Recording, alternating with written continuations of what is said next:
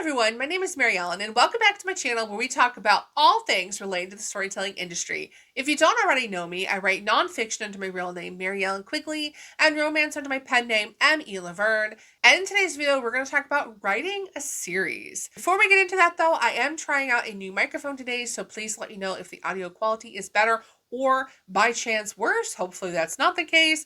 Also, before anybody comments on that, this is not a pile of dirty laundry. This is blankets that I have folded on the end of my couch because it's going into winter and everybody during winter loves a good cozy blankie, and that is why they're sitting at the end of my couch. So why are we talking about writing a series today? Well, I've had a couple people ask me about this because I often talk about how the favorite books I've read in my whole entire life have been part of a series, and as I'm creating my own writing career with my pen name and writing romance novels, I am gravitating towards writing books in a series because it's just, I love them so much and it's a preference of mine. However, I will preface this video by saying that I am not an expert. As I've mentioned a million times before, I'm learning as I go. So I'm going to share with you guys what I know, and I don't even have official terms for this. I just have kind of like descriptions, which is what I call them as.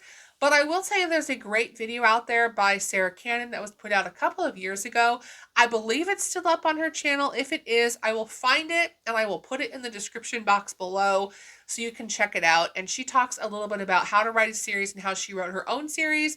And then the second thing would be, if you happen to know of any great videos about this same topic, please feel free to drop them in the comment section below, because I would love to make this just a good resource for anyone who comes across this video in the future, or finds it through search or something. That way they have a good list of resources to use to help them plan their own series. Okay, in my opinion, there are three main types of series. And again, I don't have official names for these, so I'm just going to explain what they are and give you some examples and just some tips, some very basic tips on how to approach them as a writer. The very first one I like to refer to as the character's journey. And the character's journey is exactly what you think it is. It's where in the first book of the series, we meet a character and then we follow their journey throughout every subsequent book in the series. During these types of series, it's usually one main character that takes you along the entire series. So one good example of this would be the Twilight series. We meet Bella in book 1, and every single book of the series follows her life, her journey, and is from her point of view. There is one slight departure with this one where we have Jacob's point of view in book 4, but the rest of the series pretty much comes from Bella's point of view. And usually these are written in first person point of view, not always, but that's typically the case. Now, this type of series, as I mentioned, follows one character's journey. So the important thing about writing a series like this is that there needs to be a journey that they're going on. When it comes to Twilight, the main purpose of this series was you have Bella and Edward's relationship of them meeting in book 1, and the goal is to get them to the end of book 4 where they're at their happily ever after. There are lots of things that happen in between, but the main goal of every single book in the series is to get them to that happily ever after. So for example, book 1, you have James who wants to kill Bella. That would obviously deter them being together forever. So that is the main thing they have to overcome in book 1. Then they have book 2, 3, and 4, and so on and so forth.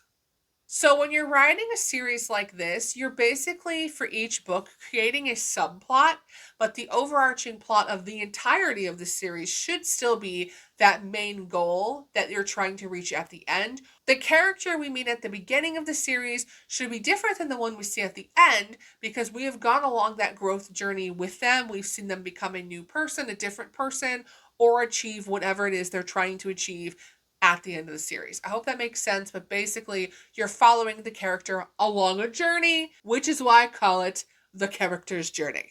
The second type of series that I want to talk about is what I like to call the problem-solving series. It doesn't necessarily mean they're problem-solving. It could mean they're trying to solve a problem. It could mean that they're all working towards a goal. But the big difference between the first type of series and the second is that it does not have to follow the same character. Instead, this is a cast of characters that run through the entirety of the series, and that each character gets spotlighted in their own book along the way. One really good example of this would be the Black Dagger Brotherhood by J.R. Ward. The Black Dagger Brotherhood, you have the main goal of this series, which is this group of vampire warriors, the Black Dagger Brotherhood, that are trying to save their people, the vampire race, from their enemies. That is the main overarching goal of every single book in this series. Now, each book covers a different couple, and each couple has their own trials and tribulations and things they have to overcome in order for them to get their individual happily ever after or happy for now. But every single book still follows that overarching goal of the warriors protecting their people from the enemies. That never changes no matter what couple or what book it is. Something really important to keep in mind if you are going to attempt writing a series like this is that you need to make sure that your characters are intertwined and interacting with each other throughout the series.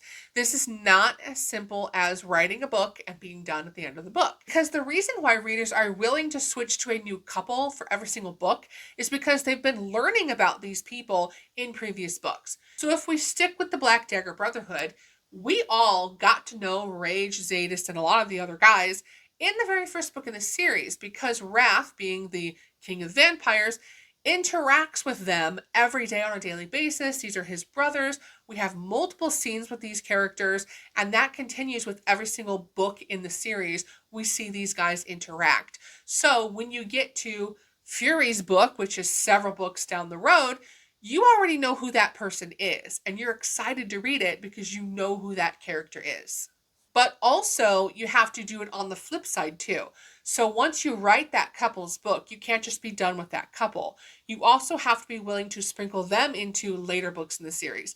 Now, that does not mean that every single character needs to be in every single book and that you have to revisit every single character in every single book. That's not what we're saying. That would be way too many people flooding up a book and nobody would be able to keep track of the plot.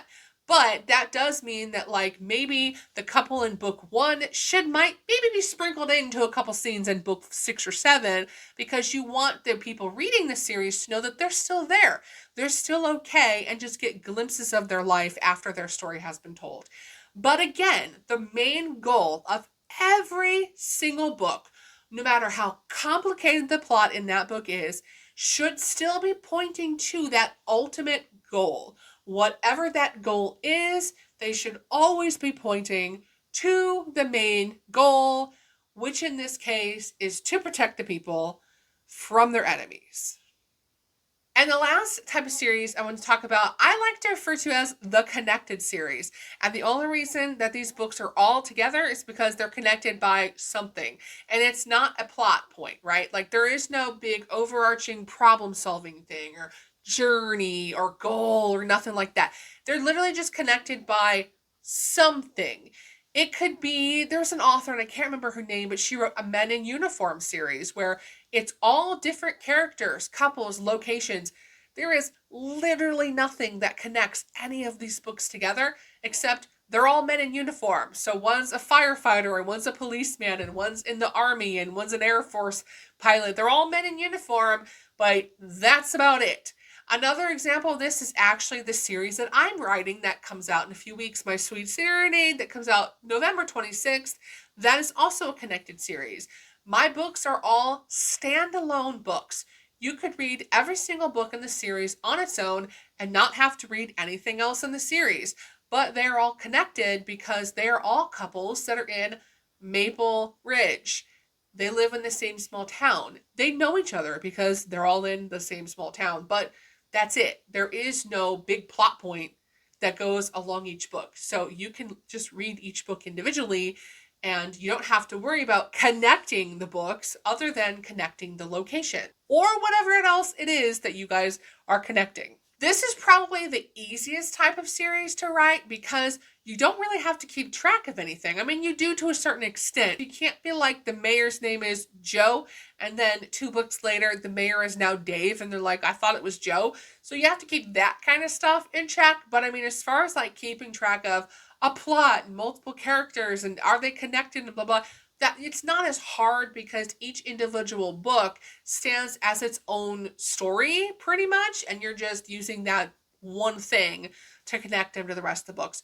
Hopefully that makes sense. So those are the three types of series that I am familiar with. There might be more examples. If you are familiar with one, by all means, please share it with me because I'm willing to learn from all of you guys. But I really love writing series books.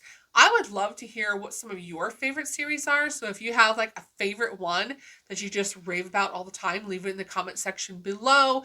As always, if you found this video helpful and if you liked it, be sure to comment, subscribe, like, share, all the things. Otherwise, I will see you guys in the next one. Bye, guys.